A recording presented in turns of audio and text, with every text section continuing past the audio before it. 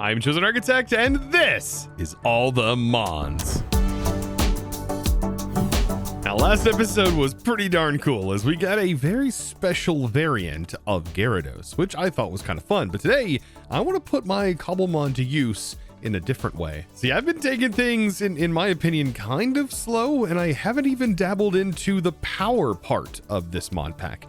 And today I want to start generating a little bit of power so that way we can get into some really cool things. For example, like the potential of creative flight. But before we start putting our Ponyta to work for us, I think we should probably fix our mob farm. You see, at the mob farm, I'm having issues with just one particular mod, and that mod just happens to be Mechanism Tools that's in here, as these do not have a specific tag that we can use, and they're not affected by Apotheosis stuff, and they can't be recycled in the salvaging table.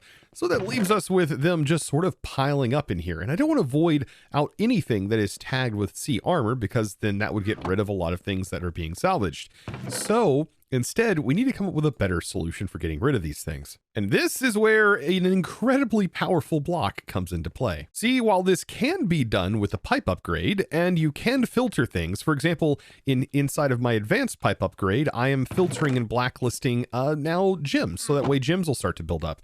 And the way that I've done that is by simply making sure it is only using this tag. But that's where it kind of limits itself. We can't do specific mod IDs and say, hey, get rid of this particular mod item. But what mod can actually do that? Well, Super Factory Manager, believe it or not. Now, hold on right a minute. I know Super Factory Manager may seem a little bit daunting, but this is going to be one of the best introductions to this mod, and you're going to realize how simple this mod really is and how powerful it is to do things with text. Now, the reason I grabbed some of these apricorns is because we can smelt these up for black dye, and I do need some black dye. So let's get these smelted up real quick, and looky there. Now, the only thing we're going to need for SFM, at least today, is going to be just a regular factory manager. We also need a factory manager disk, programming disk, and a label gun. Oh my goodness, and while this was happening, I just got a notification that a shiny has spawned. Honestly, after looking around for a while, I have no idea where it spawned at, unfortunately. Well, we can now count one shiny loss off the checklist. Yes, we definitely lost that one. I have no idea where it went, but I do want to go ahead and get this finished up. So what we're going to do to make this work with SFM is we are going to place the Super Factory Manager directly underneath my chest here, and the goal is to have a trash can down here. I'm not going to place the trash can just yet, but I do want to show you how this block is super powerful. So first step in our SFM journey, we need to pop into here, place in the programming disk, click view examples, and then just simply click a simple program and then hit done. That has now loaded it into this program slot, and we can click edit to edit this. And this is pretty straightforward in my opinion. Every 20 ticks or every in-game second, it is going to take items as an input from a location that is defined by us, that we are going to tell SFM where it is located at, and then send items to another location, which can be named anything, by the way, and we are going to define and tell it what those things are, what those words are, by labeling it with a label gun. So to make things simple, we're going to pull from here or input from here, and then we want to output into the trash can. So let's actually label this, and we'll say input from chest. Just to make this clear, you can label it anything, like I said, and then trash. So this is pretty straightforward. Just right off the bat, this is going to function and we can define our program, but I don't want to do this at the moment because this will take everything out of the chest and send it to trash, which would be not optimal. Instead, we can learn a little bit more about how we can filter things using SFM. And to do that, we can click View Examples, and there is a filtering section right here that sort of explains how things can be filtered and how you can format things and get certain things to do it the way you want. This is really powerful, as you can use very simple regex to kind of like a simplified version of regex to kind of just say, hey, anything with ingot in the name, in the item name, just go ahead and send that, which can be very, very helpful for simplifying the transfer of things. Now, for me to be able to filter boots specifically, we need to hit F3 and H to toggle on advanced tooltips. And this allows me to see the mod ID, which is Mechanism Tools. And we want to take this mod ID and probably type it in somewhere else, like in your web browser or something like that temporarily, so that way we can put this inside of our filter. So now back in our program here, after output, I'm just going to say mechanism tools, and then I'm going to use an asterisk after it to define anything after the colon here is going to be accepted in this list. So this should mean anything from mechanism tools will be sent to trash. At least that's the goal anyways. Now, a simple way we can test this without trashing things is to just use a barrel for right now. And what I'm going to do is I'm going to say, pull the labels from this, now that we have it defined, by shift right clicking with our label gun, open this up, and then I'm going to click on chest, and then I'm going to tell it what chest is. This is the chest, and then I need to tell it what trash is. And so I'm going to click on this and say, this is trash. Now what I need to do is just right click on the factory manager, and that is going to tell it, hey, this is trash. And notice everything from here has been sent into this that is from this mod. So now I've just got to do the crazy part and break this, which is going to spill items everywhere, I know. But I'm going to place the trash can. And now if I put these items in here, we're going to notice nothing else is being sent to trash, but these items that are from the mechanism tools mod is getting completely sent away. And this is something that you can set up right off the bat. It is super cheap, costs absolutely nothing. We can name this Trash-O-Matic. Perfect, because this is just simply trashing things.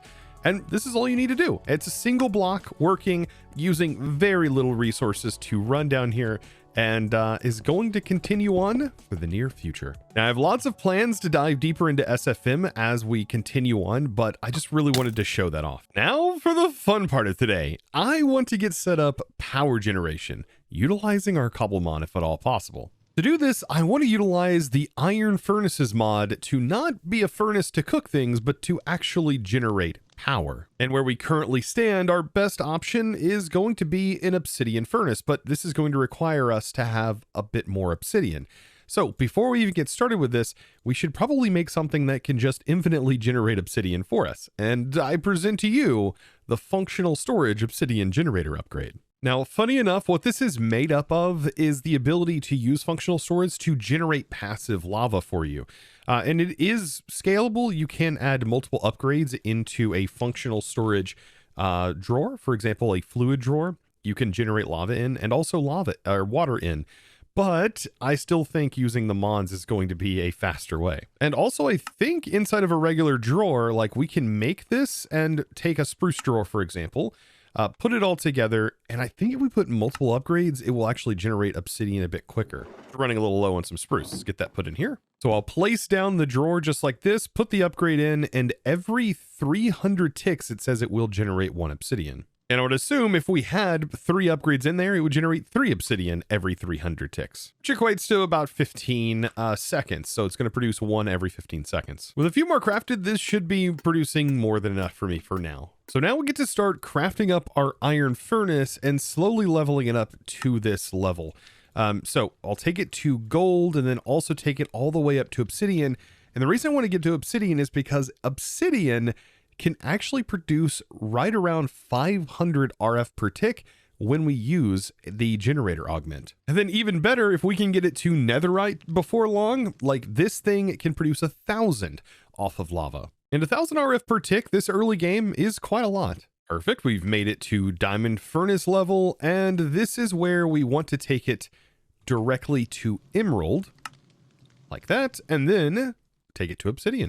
So this does use a few of our blaze rods, but now we have ourselves an obsidian furnace. And the augment for this is rather cheap. Now with our new setup, we're going to need more space than just this space right here. And I've actually got a room going by utilizing the elevator mod. Directly underneath here, I've made a little bunker underground, which can house some of our early automations for things like this. What's funny is never has the elevator mod felt so fitting than in this particular pack with the Cobblemon and everything, because of all of the Pokemon puzzles that involved like teleporting. Like this is so fitting. Now to use this generator, I'm going to place it right here in the center of the room, and then we just need to right click the augment on it, and now it just gets a singular slot. Then I can clear this by holding shift, And then we need to worry about setting the faces, but we'll figure that out whenever we figure out how we're going to get lava and buckets to this.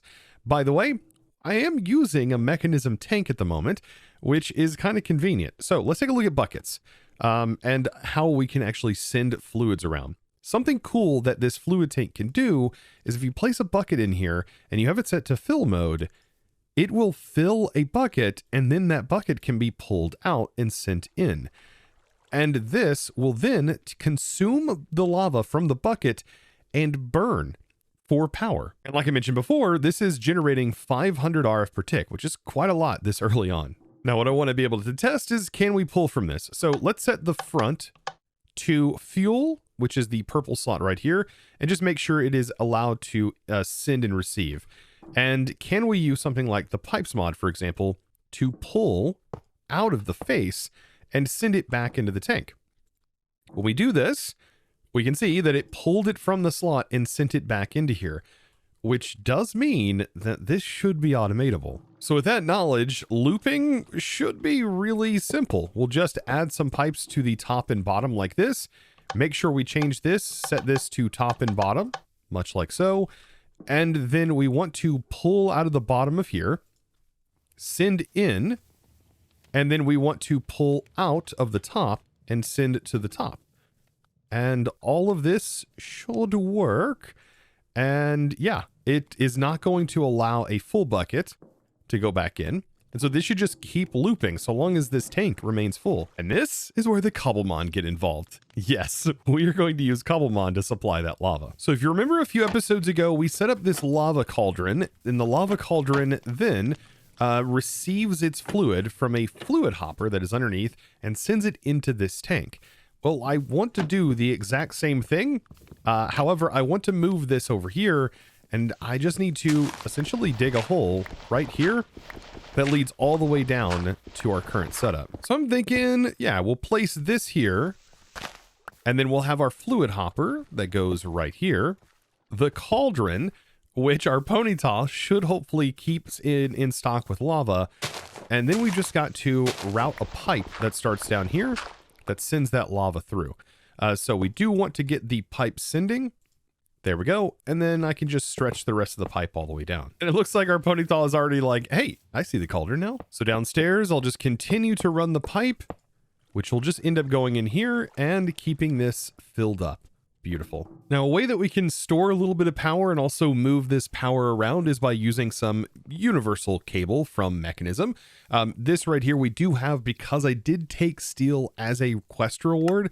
So we do have a little bit available to us, but I actually want to dabble just a little bit in Mechanism so we can actually utilize some of our power. And I mean, it kind of makes sense to start with a little bit of Mechanism, and we can get started with metallurgic infusers, and like 2 of them should be good. After making the universal cable, the quest does give us a configurator, which is going to be needed to set the mode, but these cables actually work kind of without configuring anything, which is kind of nice. Just by setting it over here, and then I believe us telling this that it can output power from this side, just allows power to run through it. So over here, I can handle some Mechanism. And notice by plugging this in, just connecting it to the cable, it automatically connects and is now automatically receiving RF power. Or FE power, because like every mod just does it differently. Now, the only big downside to Mechanism machines is they can't automatically pull things in, so you do have to pipe into them, but they can automatically send their products that do get produced automatically out, which is kind of nice. But we have to configure the setup for this. Thankfully, we can move this around and we can set different slots and pull this so we can see the different slots.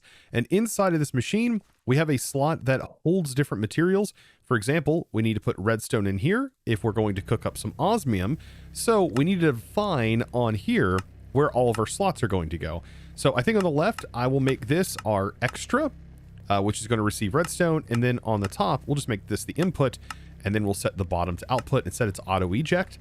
So the way our product ends up down here. So I can just put my redstone here and my osmium here. My pipes will automatically send to this, and that side is automated. And the exact opposite on the other side. However, I'm going to send redstone and copper to this one. So we're going to make 2 different things, basic control circuits, which are some of the basic building components of Mechanism.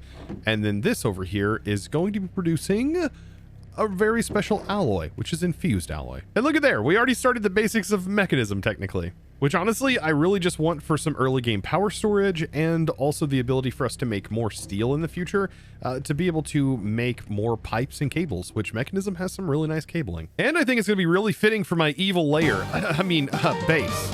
Did I say that? You know, with our furnace setup, we should definitely prepare for trouble and possibly make it double here and produce a bit more power. That way we're producing about 1,000 RF.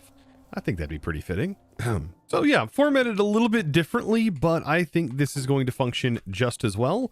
We'll go ahead and we'll put this bucket, make sure that gets routed through, and this should keep looping both through with no problem whatsoever. Now, the power, I'll just run this down the center.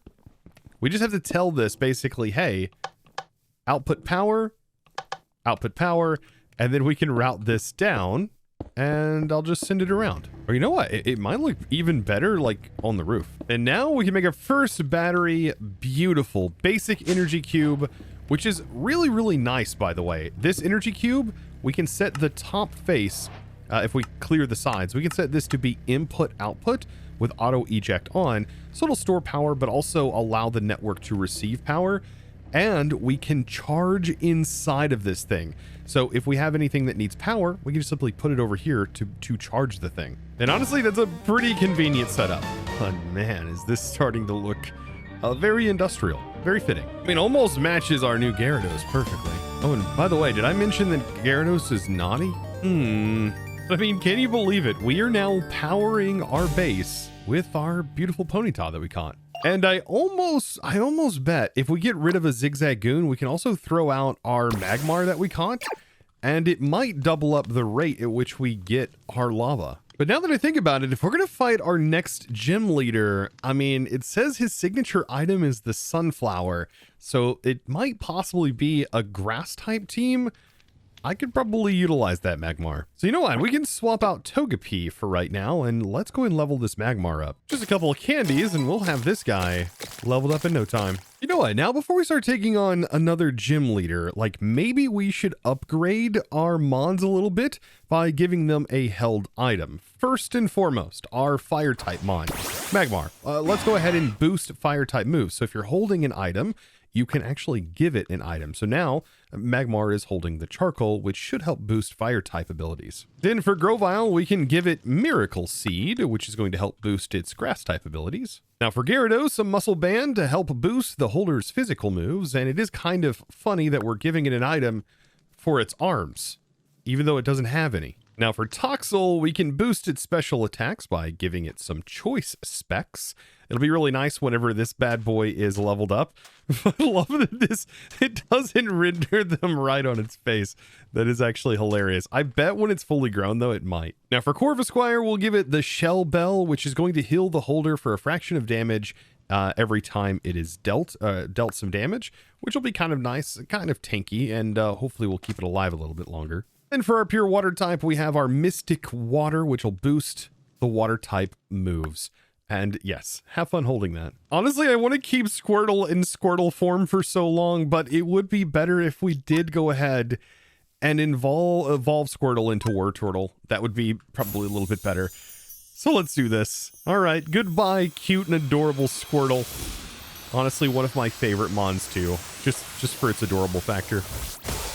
And there we go, teenage angsty Wartortle. Now I do need myself some sunflowers, and the Bumble Zone, honestly one of the best places to get all of the different flowers. Now with the sunflower equipped, let's go ahead and take this on. Now this one will not change our level cap, but is required in the progression. So let's go ahead and get ready to take on Gym Leader Gardenia. We'll plop this in here, and I do have a new resource pack, thanks to you guys for recommending it, by the way, that now shows the trainers in their skin that they would actually have appeared sort of in the actual game or in the anime. Either way, but let's take this gym leader on. All right, and I was sort of correct in the thinking that this was going to be against like some grass type Mons. This might be a pretty easy fight. We're gonna hit it with Flame Burst right off the bat, and completely toasted. Oh boy.